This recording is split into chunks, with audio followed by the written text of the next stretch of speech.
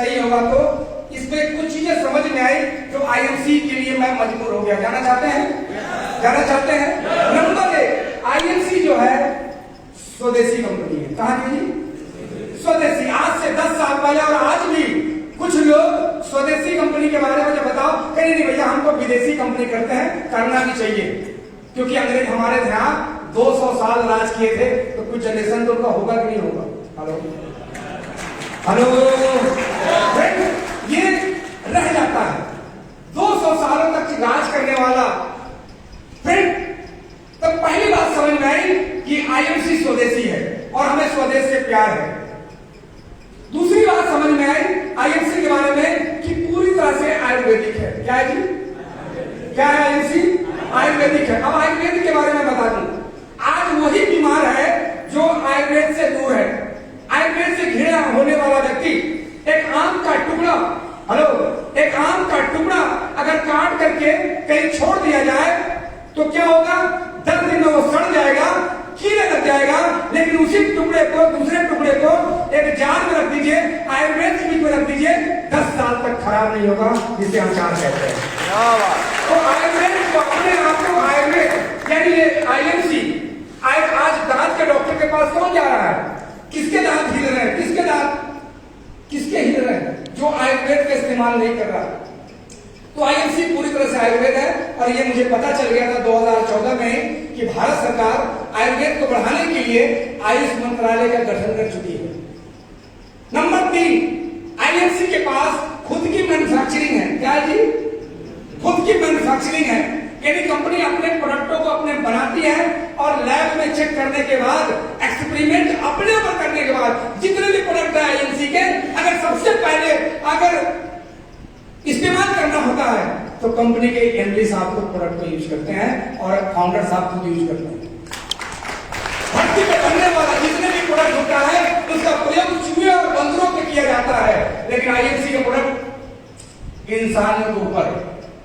चौथी बात समझ में आई कि आईएमसी के पास मैन्युफैक्चरिंग को अपनी है और कोई भी पार्टनरशिप नहीं है। कोई पार्टनरशिप नहीं है। जब पार्टनरशिप नहीं है तो अगले 10-20 साल तक हम लोगों का फ्यूचर सुरक्षित है कि नहीं है? सुरक्षित है कि नहीं है? क्योंकि पार्टनरशिप नहीं है। भाई हीरो होंडा 25 साल बाद बढ़ गया, मारुति सुजुकी अलग हो गया, एक ही बाप के 2 बेटे अनिल और मुकेश अंबानी अलग हो गए। अगर दोनों भाई का नेटवर्क एक साथ होता तो कौन किधर जाता? क्योंकि जिस कंपनी में आप काम कर रहे हो उसकी सिक्योरिटी देखना बहुत जरूरी है कि उम्र हम 42 पार कर चुके थे, 42 पार कर चुके थे, रिस्क लेना नहीं चाहते थे, क्योंकि आपको जो ईश्वर ने जो आपकी उम्र एक लिमिटेड दिया है, एक लिमिटेड आयु में। भाई 60 साल की अगर एवरेज लाइफ है तो 20 साल तो आप बचपना में बिता दिए और 20 से 40 यानी 20 साल यानी 40 तक आप पढ़ाई और उसमें बिता दिया। और उसके बाद अगर बात करें तो 60 के बाद पछताने के अलावा कुछ भी नहीं मिलता। काश हमारा भी जन्म 1947 में हो गया होता तो आज हम भी फ्रीडम फाइटर होते।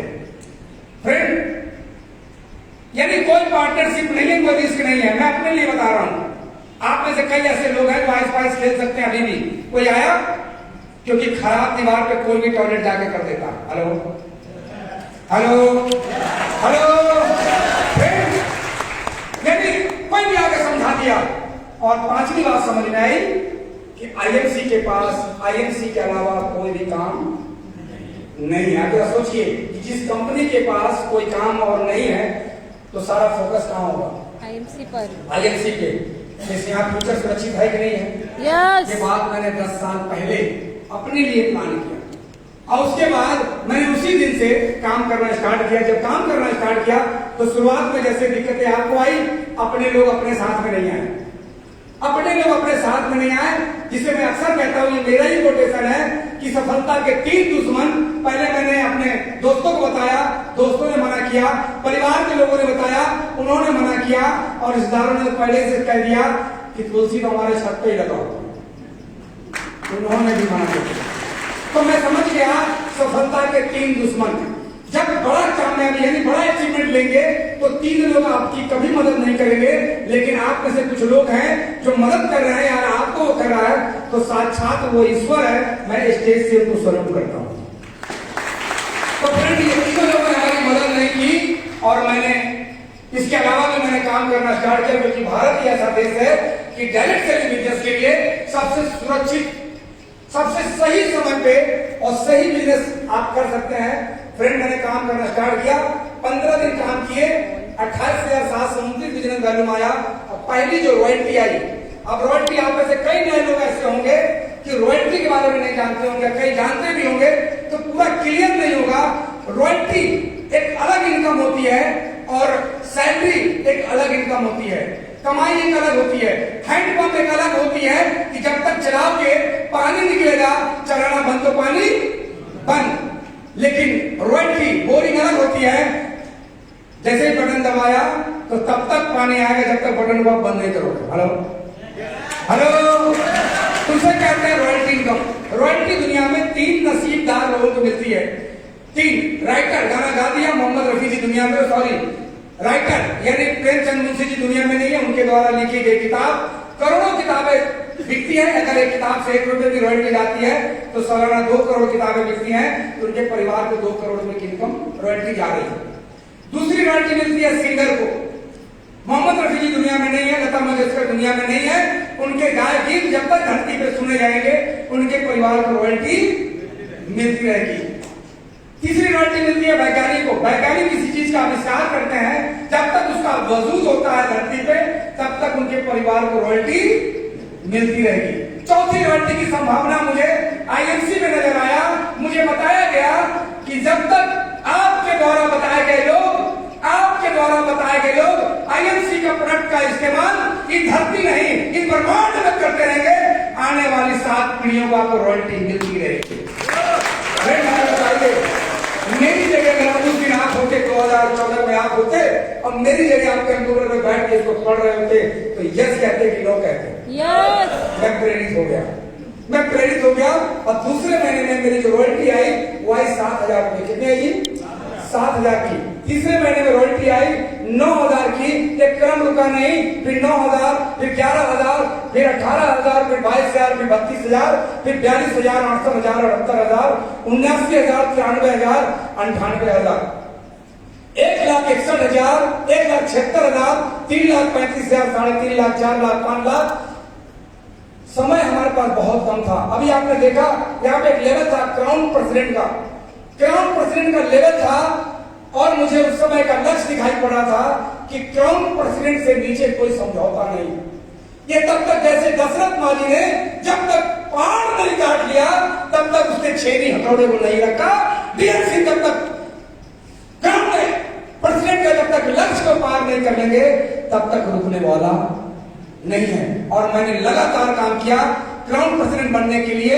मुझे 3 वर्ष लगे क्राउन प्रेसिडेंट बनने में और बनते ही 11वीं एनिवर्सरी थी, 11वां क्राउन प्रेसिडेंट बना और उस महीने की जो पेआउट था 11,06,000। ये पेआउट यही रुकी नहीं, टर्नओवर बढ़ता गया। हाईएस्ट पेआउट 20 लाख महीने को पार किया। सालाना 8 करोड़ में इनकम आती है यानी रॉयल्टी आती है और अपने शहर का एक बड़ा टैक्स पेयर बन गया, बड़ा रिटर्न फाइल करने वाला बन गया। फ्रेंड, एक ऐसा काम कि एक आदमी जीरो से काम शुरू करता है और बड़ा टैक्स पेयर फाइल करने वाला बनता है। यानी यहाँ पे बाहर की दुनिया में कोई व्यक्ति आईएएस नहीं बना तो आईएएस की तैयारी करना शुरू कर देता है, डॉक्टर नहीं बना तो डॉक्टर का पढ़ाई करना शुरू कर देता है, कोई टीचर नहीं बना तो लोगों को टीचर बनने की प्रेरित करता है। वहां पे फेलियर लोगों को सफल करने की बात करते हैं और यहाँ पे एक इंसान पहले लीड बाय एग्जांपल कामयाबी का उदाहरण पेश करता है और उसके बाद वो प्रेरित करता है। तो बताइए ज्यादा प्रेरित किससे होना चाहिए? आवाज नहीं है। नकली मास्टर साहब तो हो जाएंगे।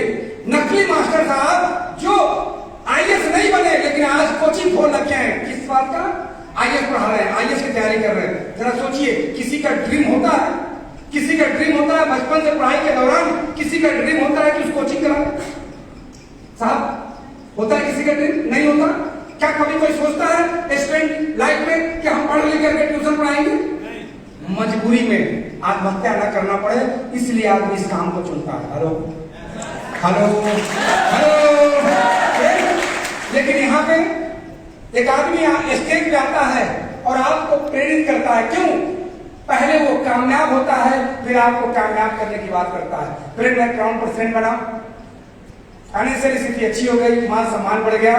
जो आदमी स्लीपर क्लास के अलावा कहीं अपर क्लास में कभी यात्रा नहीं की थी, आज हमारी जो यात्राएं हैं वो आप फर्स्ट एसी सेकेंड एसी में होता है। अगर मैं बात करूं कि कभी इस इंसान ने अपने जीवन काल में कभी हवाई यात्रा नहीं की थी, आज महीने में 4-6 यात्राएं फ्लाइट से हो जाती है। ये इंसान कभी विदेश के बारे में सोचा नहीं था, वो व्हाट्सएप पे ही देखता था कि इंग्लैंड कहाँ है, और वो इंसान 15 देश की यात्रा कर चुका है।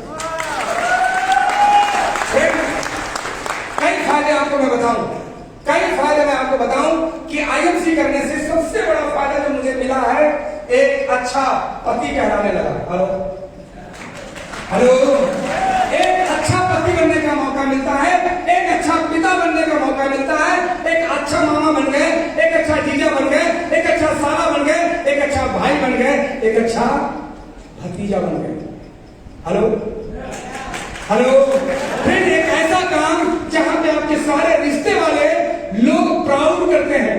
आज वीडियो दिखा करके वो दूर दूर से, पता नहीं कौन, हमें तो पता भी नहीं चलता, कई लोग फोन करते हैं। फोन किया मुझे कि डीएल सिंह जी आप पता आप कौन है, आपके हम बहनोई के भाई के साले हैं। हमको थैंक यू, हमको ये भी पहचान पाया आईएमसी की वजह से। हेलो, किसी ने ठीक कहा है कि बनते रिश्तेदार सभी, जब पैसा पास होता है और टूट जाता है गरीबी में जो रिश्ता खास होता है। बड़ा मजा आ रहा है। आज अगर मैं बात करूं अचीवमेंट की, तो हमारा चूंकि आज हमारी सक्सेस स्टोरी कंपनी की तरफ से मुझे भेजा जाता है सक्सेस स्टोरी के बारे में, अगर हम कामयाब हो सकते हैं तो आप में से कितने लोग हैं जो अपने आप पे विश्वास करते हैं? ये बड़ी फ्रेंड, एक बड़ी छोटी सी कहानी आ है। हमारे पापा बहुत पैसा तो नहीं कमाया था, लेकिन ब्रिलियंट बहुत थे, कहानी सुना रहे थे। वो कहानी इस प्रकार था, वैसी कहानी सुनाए कि आप बता दूं आपको, माइंड मत करना। पापा कहते थे कि एक बार क्या हुआ कि इंसान का जीवन आज के दौर में कैसा है। ये कहानी सुनाया था उन्होंने 1992 में। वो बताने लगे कि एक कौवा नदी के किनारे वो टहल रहा था, वो किसी शिकार की तलाश में था, कुछ चारा की तलाश में था। अचानक देखा कि एक नदी में मरी हुई, मतलब मरा हुआ जानवर, भैंस बहता हुआ जा रहा है। कौवा को लगा यार इतना मेहनत करने से क्या फायदा है, क्यों नहीं उस पर ही बैठ जाते हैं, और उस पर बैठ गया। अब उस पर जब बैठ गया, चूंकि इतना बड़ा जानवर, कई सालों का भोजन था, वो कौवा उसी को खाने लगा। खाते खाते खाते खाते और धीरे धीरे पानी में बह भी रहा था। एक समय ऐसा आया कि गोश्त, वो जो मांस था वो खत्म होने लगा।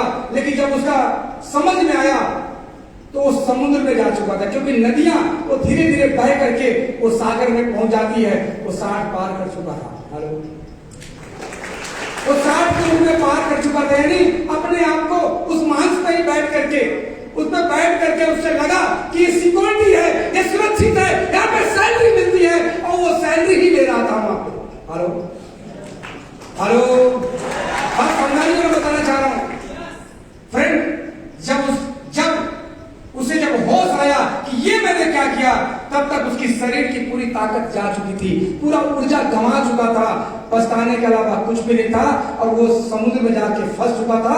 न पूरब जा सकता था, न पश्चिम जा सकता था, न उत्तर जा सकता था, न दक्षिण जा सकता था। ये बात पिताजी ने मुझे 10 साल की एज में सुनाई थी, और ये बात मुझे आज भी याद है।